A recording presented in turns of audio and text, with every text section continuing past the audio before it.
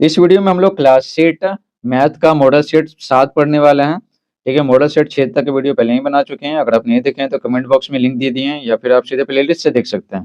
ठीक है, जैसे कि आपको पता है कि 10 मॉडल सेट होता है। ठीक है, अगर आप ये 10 मॉडल सेट का वीडियो देख लेते हैं ना, तो एग्जाम में एक भी क्वेश्चन आपको नहीं छूटेगा, चाहे आप कोई भी जिला से है ना ये वीडियो को देख रहे हैं। ठीक है, तो देखिए चलिए पढ़ लेते हैं बिना समय गवाए। तो पहला है सही विकल्प पर सही का चिन्ह लगाइए।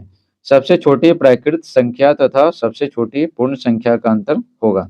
सबसे छोटी प्राकृतिक संख्या 1 होता है, सबसे छोटी पूर्ण संख्या 0 होता है ना। सबसे छोटी पूर्ण संख्या तो घटाएंगे तो 1 आएगा, 1 हो गया ख। आकृति में विकर्णों की संख्या हो गई, तो देखिए इसके पिछली वीडियो में आपको बता चुके हैं, मॉडल सेट के ही वीडियो में विकर्ण विकर्ण कैसे निकालते हैं। फॉर्मूला क्या होता है, n इंटू एन माइनस 3 बट्टा में 2 होता है। ठीक है, n यहाँ पे कितना है, n मतलब भुजाओं की संख्या 1 2 3 4 5, तो 5 में से 3 जाएगा तो 2 बचेगा। तो देखिए तो 5 गुने 5 में से 3 गया 2 बट्टा में 2, तो कितना आ गया 5 आ गया। तो 5 कौन सा हो जाएगा, क हो जाएगा। जिस संख्या की इकाई का अंक 3 होता है उसके घन की इकाई का अंक होगा। 3 होता है ना, तो घन 3 बार गुना कीजिए, 3 3 होता है 27, इकाई कितना आ गया 7 आ गया, तो हो जाएगा यहाँ पे 7 ग नंबर। चौथा गुना का सहचार्य नियम होगा, तो गुना का सहचार्य नियम क्या क में होगा, ये इसमें। आगे है दूसरा नंबर, स्तंभ अ का स्तंभ ब के साथ सही मिलान कीजिए। ठीक है, तो देखिए गुणात्मक प्रतिलोम, तो गुणात्मक प्रतिलोम कौन सा है, तो ये है। गुणात्मक तत्समक कौन है, ये है। योजित तत्समक कौन है, ये है। संचारक नियम क्या है, ये है। इसे तो बहुत आसान है। तीसरा है कोष्टक में से सही विकल्प चुनकर खाली जगहों को भरिए। आकृति, यहाँ पर तो आकृति दिया हुआ ही नहीं है, तो ये तो क्वेश्चन ही गलत है। और ये क्वेश्चन आप देख सकते हैं। ठीक है, जो वीडियो बताया ना आकृति वाला, तो उसमें ये क्वेश्चन आपको मिलेगा, तो आप देख लीजिएगा। ठीक है, वीडियो को देखिए। आकृति सरल आकृति है, तो ये है। सम संख्या का घन डैश होता है, तो सम होता है। -14 और -13 में बड़ी संख्या है, तो बड़ी संख्या कौन है, ये -13। नेक्स्ट है, नीचे दिए गए प्रश्नों के उत्तर बगल के बॉक्स में भरिए। तो देखिए किसी भी बहुभुज के बाह्य कोणों की मापों का योगफल होता है, तो 360 डिग्री होता है। 150 किलोग्राम का 210 किलोग्राम से अनुपात होगी, तो अनुपात क्या होगा, तो देखिए 150 किलोग्राम ना किग्रा बट्टा में 210 किग्रा। ठीक है, यही करना है ना। तो कट गया, 1 0 0 कट गया, 3 5 15, 3 7 21, तो कितना आ गया 5:7 आ गया। तो आंसर होगा 5:7। तीसरा देखिए क्या 2 सेंटीमीटर 2 सेंटीमीटर तथा 4 सेंटीमीटर भुजा वाले त्रिभुज की रचना संभव है, तो लिखेंगे नहीं। क्यों नहीं है, क्योंकि दो भुजाओं का योग है ना तीसरा से बड़ा होना चाहिए। तो देखिए दो भुजा कितना है, दो दो दो दो क्या है 4 है, ये तीसरा के बराबर आ गया, बराबर नहीं रहना चाहिए, बड़ा रहना चाहिए, तो यहाँ तो बराबर है, तो नहीं संभव है। चौथा देखिए -8x + 7x का हल होगा, तो -x होगा। पांचवा देखिए यदि पहली संख्या दूसरी संख्या से 20 अधिक है, तो दूसरी संख्या पहली संख्या से कितने प्रतिशत कम है। तो देखिए हल कैसे निकालेंगे, यहाँ प्रतिशत पूछ रहा है ना, तो यहाँ पे संख्या को मान लेंगे। तो देखिए माना यहाँ पे है ना दूसरी संख्या है ना, तो लिखेंगे माना दूसरी संख्या 100 है। ठीक है, 100 मान लिए, तो पहली संख्या कितना हो जाएगा, लिखेंगे इसीलिए पहली संख्या। तो पहली संख्या ये क्या है, दूसरी संख्या से 20 अधिक है ना, तो 20 अधिक है तो 20 जोड़ दिए, कितना हो गया 120 हो गया। ठीक है, तो दूसरी संख्या पहली संख्या से कितनी प्रतिशत कम हो गई, तो लिखेंगे तो अब दूसरी संख्या पहली संख्या से कम है, पहली संख्या से कम है, तो कितना कम है, तो देखिए 120 तो पहली संख्या है और दूसरी संख्या है 100, तो कितनी कम है 20 कम है। तो दूसरी संख्या है ना पहली संख्या से कितना कम है 20 कम है, तो कितना प्रतिशत कमी हो जाएगा, तो लिखेंगे तो प्रतिशत कमी बराबर कमी होता बट्टा में क्या दूसरी संख्या से कितना कम है, तो दूसरी संख्या होगा तो गुने में 100 होगा। ठीक है, अब इसको काट लेते हैं। तो देखिए 1 0 कट गया, 2 छक कितना 12 हो गया, और इसको अगर काटें तो 2 से 2 5 10 0 2 6 कितना आ गया 50/3 आ गया, 50/3 प्रतिशत। ठीक है, इसको पूर्णांक में भी बदल सकते हैं, तो पहले पूर्णांक में बदल लेते हैं। तो 50 में अगर 3 से भागा दें, 3 हो गया, 2 बचा, 3 से 21 होता, तो 3 छक 18 लगा देते हैं, 3 छक 18 हो गया, फिर 2 आ गया, तो यहाँ पे कितना हो गया 16.2/3 प्रतिशत। ठीक है, इतना कम है। छठा देखिए एक्स स्क्वायर प्लस, सरल कीजिए ना, x square plus y square का होल स्क्वायर।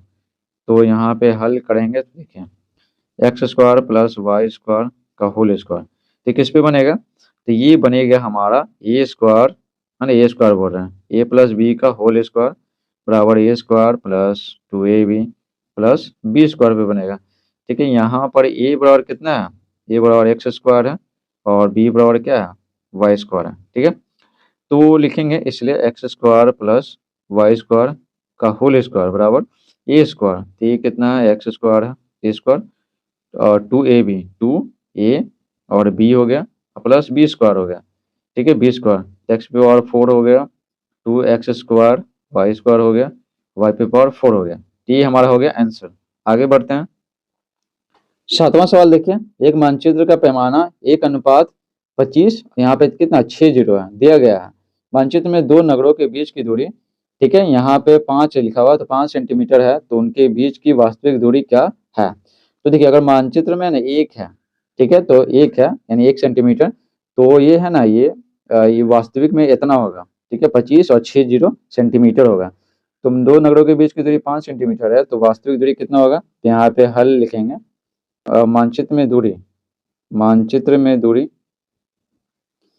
दूरी 1 सेंटीमीटर है, तो वास्तविक दूरी, तो वास्तविक दूरी, तो वास्तविक दूरी कितना होता है 25, 6 जीरो होता है, 1 2 3 हो गया, 3 3 6। ठीक है, 6 और सेंटीमीटर, क्योंकि एक से एक में सेंटीमीटर रहेगा तो दूसरा में भी सेंटीमीटर रहेगा। ठीक है, तो लिखेंगे इसलिए, इसलिए मानचित्र में दूरी, इसलिए मानचित्र में दूरी तो कितना 5 सेंटीमीटर। ठीक है, होगा, होगा तो वास्तविक दूरी, तो वास्तविक दूरी यहाँ पे क्या निकल जाएगा, तो जाहिर सी बात है 5 से गुना कर देंगे, 5 गुना 25 और 3 जीरो हो गया, 3 3 6 जीरो हो गया इतना सेंटीमीटर, तो 25 25 कितना होता है 125 होता है, 6 जीरो 3 हो गया, 3 3 6 हो गया। ठीक है, ये हो गया आंसर। आठवां देखिए, शबनम ने एक कूलर 4% कर सहित 6500 रुपया में खरीदा। ठीक है, कर सहित है, इसमें 6500 में ना 4% टैक्स भी है। वैट जुड़ने से पहले कूलर का मूल्य ज्ञात कीजिए, तो यहाँ पे उत्तर लिखेंगे, जो निकालना है ना उसको मान लेते हैं। तो माना वैट जुड़ने से पहले, ठीक है, माना वैट जुड़ने से पहले, जुड़ने से पहले कूलर का मूल्य, ठीक है, कूलर का मूल्य, तो बराबर एक्स मान लेते हैं 100 रुपया। ठीक है, तो लिखेंगे प्रश्न से, तो प्रश्न से क्या है, देखिए कूलर का मूल्य है, ठीक है, और इसमें 4% टैक्स भी है। ठीक है, तो एक्स का कितना 4% टैक्स भी है, तो कितना है बराबर है, कितना हो गया 6500 हो गया, तो एक्स प्लस एक्स गुने 4/100, ठीक है, प्रतिशत है तो हो गया 4/100 बराबर 65। अब इसको काटेंगे, 4 एकम 4, 25 बार में 4 दूनी 8, 4 5 20, तो कितना हो गया एक्स प्लस एक्स बट्टा 25 हो गया बराबर 6500। ठीक है, बराबर क्या हो गया 6500। अब देखिए 25 एक 26 हो गया, 25 एक्स हो गया, एक्स बट्टा में 25 हो गया, तो कितना हो गया 6500 हो गया। 25 और एक्स कितना 26 एक्स हो गया बट्टा में 25 बराबर 6500। ठीक है, अब इसको हल निकालते हैं, तो देखिए एक्स बार कितना हो जाएगा 6500, 25 ऊपर हो जाएगा 26 नीचे हो जाएगा। ठीक है, अब इसको काट सकते हैं हम लोग, तो देखिए 13 दूनी 26 होता है, 13 पचे 65 होता है। ठीक है, और काट सकते हैं, 2 एकम 2, 2 दूनी 4, 2 पचे 20, है ना। ठीक है, तो 25 25 कितना होता है 625 होता है, और एक जीरो बच गया, तो इतना हो गया।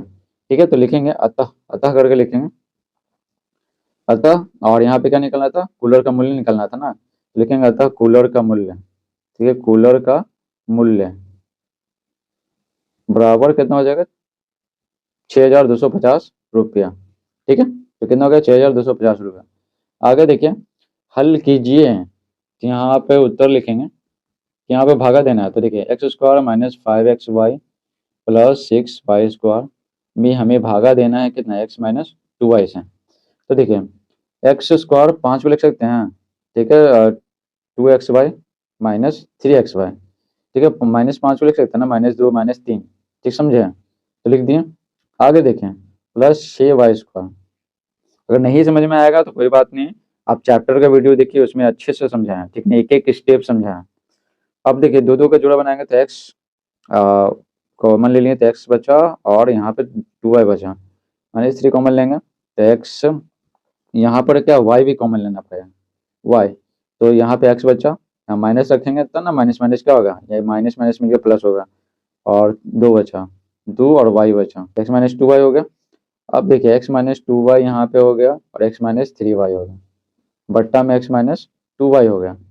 अब इसको काट लें तो इसको ऐसे सब में ब्रैकेट में कर देते हैं।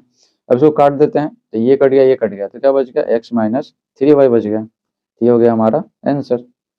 नेक्स्ट है यहाँ पे, इस आकृति को कागज से पूरा पूरा ढकना हो तो कम से कम कितने कागजों की आवश्यकता होगी। तो देखिए यहाँ पे उत्तर लिखेंगे, तो यहाँ पे बेलनाकार आकृति है ना, तो लिखेंगे बेलनाकार आकृति, बेलनाकार, ठीक है, आकृति, बेलनाकार आकृति का व्यास, व्यास, ठीक है, डी बराबर कितना 14 सेंटीमीटर है, ठीक है, और यहाँ पे ऊंचाई कितना 12 सेंटीमीटर है ना, ये वाला ऊंचाई, तो लिखेंगे ऊंचाई, ठीक है, बेलनाकार आकृति का ऊंचाई या ऊंचाई, तो एच बराबर कितना है 12 सेंटीमीटर है, ठीक है। तो इसलिए क्या हो जाएगा, त्रिज्या कितना हो जाएगा, त्रिज्या आर बराबर कितना हो जाएगा, व्यास बटा 2 होता है तो 14 सेंटीमीटर बटा 2, 14 हो गया तो 7 सेंटीमीटर आ गया। तो ढकना है तो जाहिर सी बात है संपूर्ण पृष्ठ का क्षेत्रफल निकालना पड़ेगा, तो लिखेंगे अब आकृति का, ठीक है ना, आकृति का संपूर्ण पृष्ठ का क्षेत्रफल, संपूर्ण पृष्ठ का क्षेत्रफल, संपूर्ण पृष्ठ का क्षेत्रफल क्या होता है 2πr into are plus H होता है। तो देखिए 2 पाई का वैल्यू 22/7, आर कितना दिया हुआ 7, और आर कितना 7, और ऊंचाई है एच बराबर 12, ठीक है। तो ये कट गया तो 2 गुने 22 हो गया और गुने 12 और 7 19 होता है, ठीक है। अब इसको गुना करेंगे, अब 22 दूनी 44, 44 को 19 से गुना करेंगे तो कितना आ गया 836 आ गया। और यहाँ पर सब क्या सेंटीमीटर में है, तो क्षेत्रफल क्या आता है सेंटीमीटर स्क्वायर में आता है। लेकिन कहता है आकृति को ढकने के लिए, आकृति को ढकने के लिए, ढकने के लिए, है ना, 836 सेंटीमीटर स्क्वायर कागज की आवश्यकता होगी, ठीक है, कागज की आवश्यकता होगी। इस प्रकार से पूरा मॉडल सेट समाप्त होता है। Thanks for watching.